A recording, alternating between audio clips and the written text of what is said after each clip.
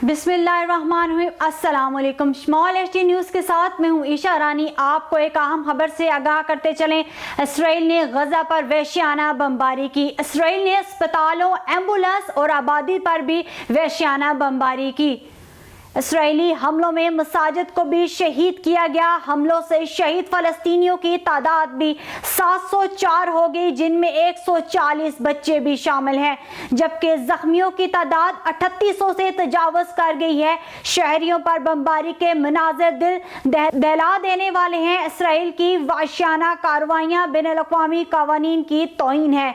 Saudi अरब ने भी बड़ा बयान दे दिया। फ़लस्तीनी सदर को फ़ोन करते हुए सऊदी वली अहद मोहम्मद बिन सुलेमान ने उनको कहा कि सऊदी अरब फ़लस्तीन के साथ है। तुर्क सदर ने भी इसराइल और फ़लस्तीनी सदूर से राबते कशीदगी कम करने पर जोर दिया। आपको एक बार फिर बताते चले, इसराइल की गजा पर वाशियाना बमबारी। इसराइल ने अस्पतालों, एम्बुलेंस और आबादी पर भी वाशियाना बमबारी की। इसराइली हमलों में मसाजिद को भी शहीद किया गया।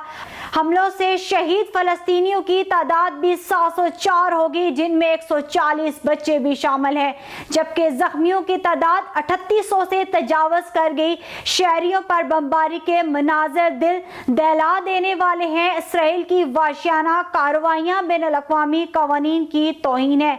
सऊदी अरब ने भी बड़ा बयान दे दिया। फ़लस्तीनी सदर को फ़ोन करते हुए सऊदी वली अहद मोहम्मद बिन सुलेमान ने उनको कहा कि सऊदी अरब फ़लस्तीन के साथ है। तुर्क सदर ने भी इसराइल और फ़लस्तीन सदूर से राबते कशीदगी कम करने पर जोर दिया।